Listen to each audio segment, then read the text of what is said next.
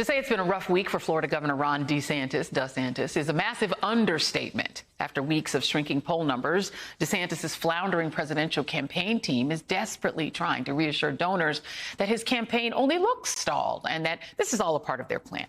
According to a confidential memo obtained by NBC News, the campaign says their plan is to focus on the early voting states, and they're not yet putting any resources into Super Tuesday battlegrounds, which in the world of campaigns is not a great sign. But it may be too late, too little too late for DeSantis, as some of his wealthiest donors may already be looking to jump ship. Politico is reporting that some donors who'd hoped DeSantis could beat Trump are now giving Senator Tim Scott of South Carolina a serious look, saying their faith in DeSantis has been shaken by early campaign missteps and his hardline positions on abortion, trans rights, and other culture war issues. Even conservative media kingmaker Rupert Murdoch, who favored DeSantis since early on in Biden's presidency, is starting to look elsewhere, reportedly telling People he wants book-banning Governor Glenn Youngkin of Virginia to jump into the race. But it's not just DeSantis' presidential campaign that's faltering. It's also his leadership in Florida. Right now, the state currently has the highest inflation rate in the country, a reported brain drain as university professors and teachers leave the state and open education jobs remain unfilled. More than half a dozen conventions pulling out of the state, citing the unwelcoming environment for LGBTQ and Black people, and outrage from women seniors over a new law that ends permanent alimony. Oh, yeah, and also an uptick in cases of malaria.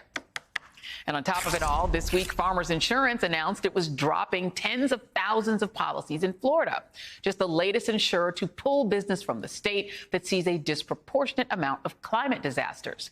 And how did Governor DeSantis respond to all of this, you may ask? By telling Floridians to just wait it out through hurricane season, saying in a radio interview, knock on wood, we won't have a big storm this summer. Joining me now, Florida State Representative Anna Eskamani and Dean Obeidallah, MSNBC columnist and host of the Dean Obeidallah Show on Sirius XM. Representative Eskamani, I want to start with you because Florida's feeling like a hot mess right now. It doesn't seem like anything is going well. It's kind of shocking to me that this man is running around the country pitching himself to make America Florida. Florida's a mess.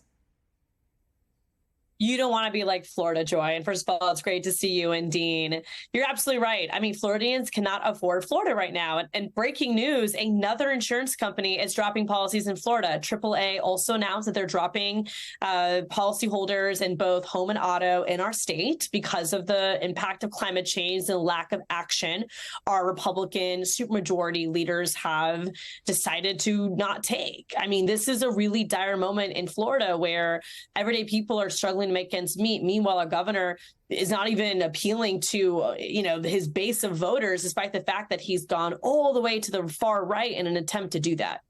Let me play Ron DeSantis, however he pronounces his name, being asked about his crapola poll numbers on his favorite network, Fox. Why is it, in your estimation, the numbers have not reflected your success in Florida? Well, I think if you look at the people like the corporate media, who are they going after? Who do they not want to be the nominee? They're going after me. Who's the president of Mexico attacking because he knows we'll be strong on the border and hold him accountable in the cartels? He's going after me. So I think if you look at all these people that are responsible for a lot of the ills in our society, they're targeting me as the person they don't want to see as the candidate. Back when I used to work on campaigns, when you blame the media, it means you've already lost. When you blame the president of Mexico, you really lost. What's the Mexican president? I mean, no. First of all, Ron DeSantis needs an AI version of himself that's actually more humanoid because he's not human-esque. And there's part of it. Also, I have to be honest, because I wrote about this months ago, when Donald Trump was pummeling him, he wouldn't punch back. And what we know about the GOP base, they like strength. They don't like punching bags. This guy, I've seen welcome mats with more of a backbone. He doesn't stand up for himself. He won't punch back. So now the result is, if you're not going to punch back politically against a 77-year-old, two-time indicted guy, how are you going to stand up to the enemies of our country? And even the GOP base, little by little underneath, see that. The more you see of DeSantis personally, the less you like of him. There's something about him unlikable, inherently unlikable. Something or everything? Perhaps everything. Anna, Representative Escamani, sorry. Let me ask you this, because in Florida, I wonder if he is starting to take an internal hit, because the abortion ban alone makes him unelectable on a national scale, period. I mean, all of these, except for a handful of them that are in the Republican primary, including Tim Scott, they all want a national abortion ban. But he has already implemented a 6-week one. So he's done. And I wonder if inside Florida, people are starting to realize that, even some Republicans. Mirror, mirror on the wall, who is the loser of them all? I mean, DeSantis has not only failed his Republican base, but he's failing the general electorate. Because you're absolutely right, Joy. These positions he's taken, a 6-week abortion ban, is so extreme that people do not even know they're pregnant yet at that point. And of course, he wants to go even further. You know, he has made rhetoric and speeches that want to ban abortion completely. And not only is it unpopular in our state, but it's unpopular around the country. And more Floridians are starting to see the light and realize that this guy is a performance and not even one that's worth paying for. I mean, he really has failed our state. And for all the calls of the free state of Florida, I mean, people do not have the freedom to be healthy, safe, or prosperous. Jennifer Rubin wrote a column in which she said even the lie that, you know, more people are moving to Florida than the United States, no longer true.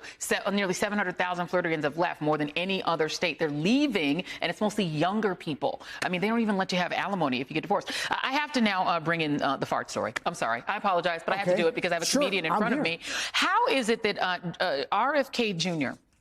Tried to have a Meet the Media lunch, and it descended into, I can't describe it any other way, but flatulence.